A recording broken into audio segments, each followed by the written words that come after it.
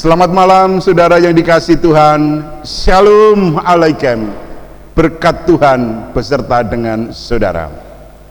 Mari kita berdoa lebih dulu saudara. Mari kita berdoa. Bapa yang di surga, terima kasih Bapa pada malam hari ini.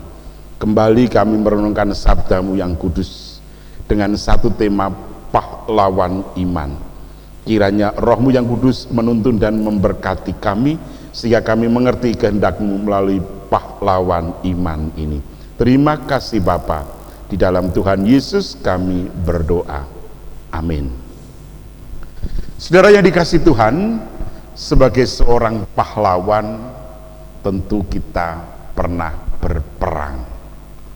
Paling tidak kita menjadi bagian dari suasana perang itu. Nah, kita akan angkat satu pujian dari Hitung Jemaat 340 bait pertama dan kedua.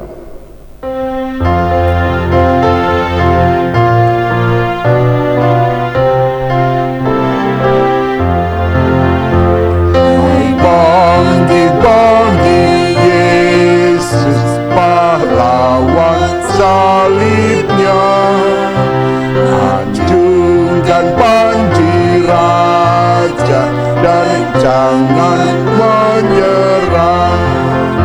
Dengan semakin jaya Tuhanmu ikutlah, sehingga tiap lawan berlutut menyembah.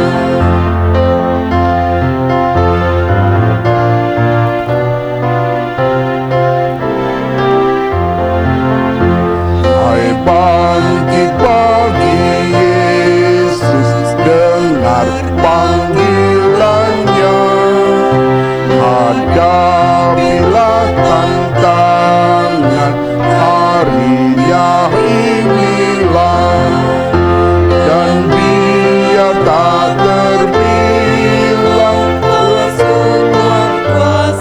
Tuhan, semakin berbahaya, semakin kau tegar. Ya, saudara yang dikasihi Tuhan, pahlawan iman. Pertanyaannya sekarang, apakah ketika kita mau menjadi pahlawan iman harus melakukan hal yang destruktif? Ternyata tidak. Justru sebaliknya, ketika kita mau menjadi pahlawan iman harus melakukan yang lembut, yang indah, dan yang mengasihi. Pertanyaannya sekarang, syaratnya apa untuk kita bisa disebut menjadi pahlawan iman itu? Saudara yang dikasihi Tuhan, saya ingin membaca firman Tuhan dari Kisah Para Rasul pasal yang ke-11. Kisah Para Rasul 11 ayat yang ke-26. Maka mereka tinggal bersama-sama dengan jemaat itu 1 tahun lamanya, sambil mengajar banyak orang. Di Antiokialah murid-murid itu untuk pertama kalinya disebut Kristen. Ini saudara. Jadi kalau saudara ingin menjadi pahlawan iman, dan harus, bukan ingin, tetapi harus menjadi pahlawan iman, ketika kita dengan gagah berani mengatakan saya Kristen. Kalau kita ini mengatakan saya Kristen, apa yang mau kita lakukan? Ketika saya mau mengikut Yesus, Apa yang sudah dilakukan oleh Yesus? Yesus sudah memutus mata rantai kekerasan di atas kayu salib. Jadi saudara, di dalam perjanjian lama, di dalam hukum Taurat, dikenal dengan hukum mata ganti mata, gigi ganti gigi. Jadi di situ ada pembalasan. Bahkan pembalasannya lebih kejam. Sehingga kalau ada orang yang ketahuan melanggar, berzina misalnya, harus dilempari batu sampai mati, dirajam batu. Tetapi di atas salib Yesus justru melakukan yang luar biasa. Ya Bapa, ampunilah mereka, sebab mereka tidak tahu apa yang mereka perbuat. Jadi Yesus memutus mata rantai kekerasan itu di atas salib. Nah, karena itulah maka kita harus mencontoh Yesus, karena kita disebut Kristen dari sebutan Kristus. Tuhan kita Kristus. Kristuslah yang sudah menjalani semuanya itu. Lalu bagaimana dengan kita? Mari kita ikut Yesus. Ngikut yang mana? Mengikut yang memutus mata rantai kekerasan. Dan dengan demikian maka secara otomatis kita akan menjadi pahlawan iman. Saudara yang dikasihi Tuhan, berbicara masalah pahlawan iman ini, konsep kita sangat berbeda dengan dunia ini. Dunia ini tetap mata ganti mata, gigi ganti gigi. Bahkan menjadi sebuah kebanggaan yang luar biasa kalau kita bisa menang kekerasan. Tetapi malam ini kita diajak untuk menjadi pahlawan iman. Kalau kita baca di dalam surat Roma 12 ayat 9 sampai 21, dengan jelas di sana mengajak kita, hendaklah kasih itu jangan pura-pura. Jadi bagaimana kita bisa mengasihi dengan sungguh, bukan hanya di bibir saja, bukan hanya di perkataan saja, tetapi hati ini harus mengasihi dengan sungguh.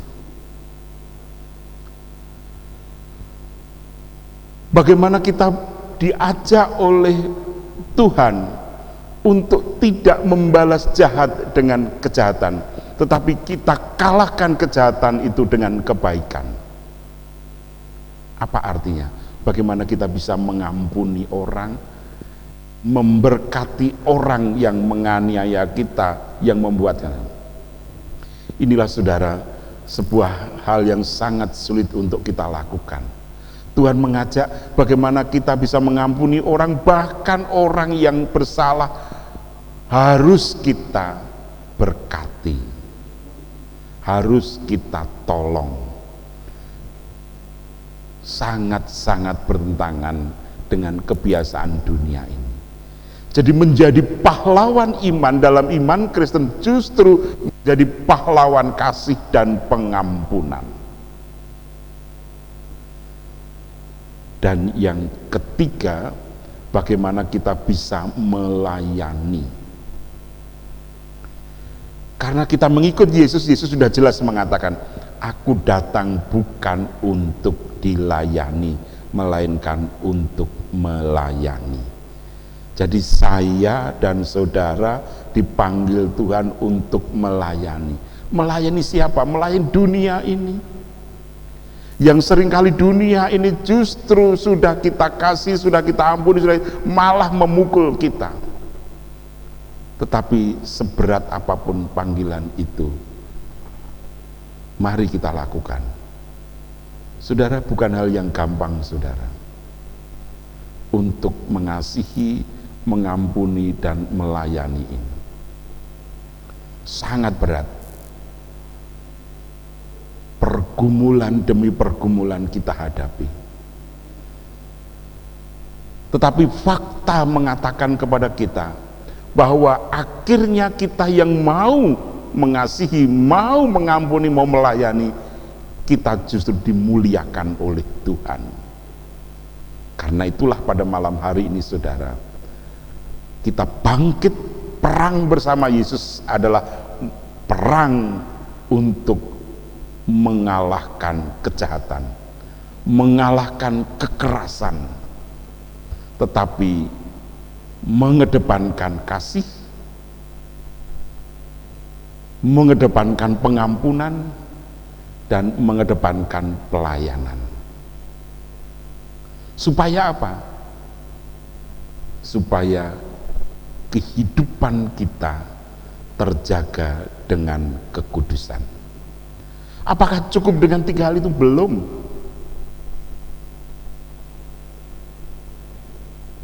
Firman Tuhan juga katakan, kalau ada saudaramu yang lapar, kalau ada musuhmu yang lapar, berilah dia makan. Kalau ada musuhmu yang haus, berilah dia minum. Sesuatu yang sangat berat, saudara. Bagaimana kita bisa berbagi? Berbagi dengan orang yang memusuhi kita, yang membenci kita. Berbagi dengan orang yang memalingkan muka dengan kita. Berbagi dengan orang yang memfitnah kita. Berbagi dengan orang yang menjas kita, menghukum kita, mencerca kita. Dan itulah yang harus kita lakukan.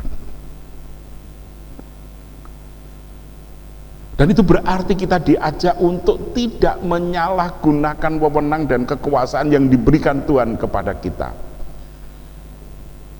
Di dalam firman Tuhan Roma pasal 12 ayat 9 sampai 21 dinyatakan di sana, kalau itu bergantung kepadamu, jadi kalau itu bergantung kepadamu, lakukanlah kebaikan untuk semua orang, supaya kamu tidak menggunakan kekuasaan, kebergantungan itu menjadi hal yang salah untuk menghakimi orang lain. Tetapi sebaliknya, kita pakai itu untuk melayani dan kesempatan untuk berbagi. Saudara yang dikasihi Tuhan, sedapat-dapatnya, kalau hal itu bergantung padamu, hiduplah dalam perdamaian dengan semua orang. Jadi bukan hidup dalam pembalasan, bukan hidup dalam permusuhan, tapi hidup dalam perdamaian. Dan karena itu saudara yang dikasihi Tuhan, mari kita terus bersyukur kehadapannya. Dengan rasa syukur itu kita diajak untuk melihat, menghitung berkat Tuhan dalam hidup kita. Ternyata kalau kita hitung berkat Tuhan dalam hidup kita luar biasa. Kita diberi sehat, diberi kuat. Kita bisa berkaca ketika kita sakit, oksigen yang kita hirup aja membayar. Padahal Allah sediakan oksigen yang beribu-ribu kiloliter ini bebas di udara, tinggal kita hirup. Tetapi ketika kita sakit, ternyata kita harus bayar oksigen itu. Awal dari sakit adalah ketika kita tidak bisa bersyukur, ketika kita tidak bisa menata hati, ketika kita tidak bisa menata pikiran kita, sehingga kita bisa mengenal istilah psikosomatis. Psikisnya yang sakit, maka somanya, tubuhnya juga ikut sakit. Nah karena itu saudara, mari kita senantiasa bersyukur. Bagaimana cara bersyukur? Mau berbagi. Jika seterumu lapar, berilah dia makan. Itu sesuatu yang mungkin amat-amat sulit, tetapi itulah panggilan kita. Jika haus, berilah dia minum. Dan di situ kita jangan kamu kalah terhadap kejahatan, tapi kalahkanlah kejahatan dengan kebaikan. Kenapa? Dengan kita memberikan kebaikan, maka akan memutus mata rantai kejahatan, memutus mata rantai kekerasan, memutus mata rantai kebencian. Yang ada adalah kasih, damai, dan sukacita. Maka jadilah saudara pahlawan iman.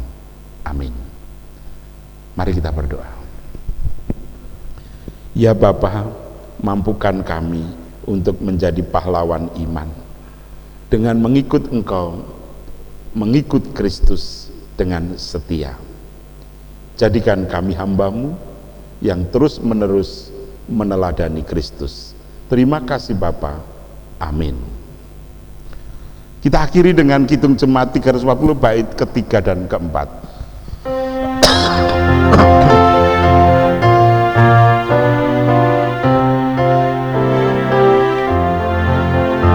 Hai bangkit pagi Yesus, pohonkan kuatnya, tenagamu sendiri tentu tak cukuplah. Kenakan perlengkapan senjata Roh Kudus, berjaga dan berdoa supaya siap terus.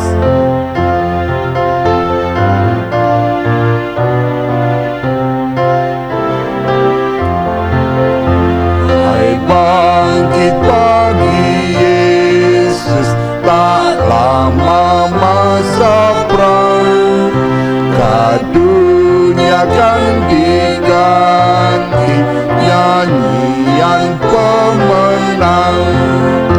Yang jaya diberikan mahkota yang bakal bersama Raja mulia berkuasa selamanya. Cinta, kasih, dan damai sejahtera Tuhan Yesus Kristus dan kasih Allah Bapa serta persekutuan Roh Kudus menyertai saudara sampai akhir zaman. Amin. Terima kasih, sampai ketemu besok sore jam 4:30 dalam persekutuan doa Adi Yuswo. Amin.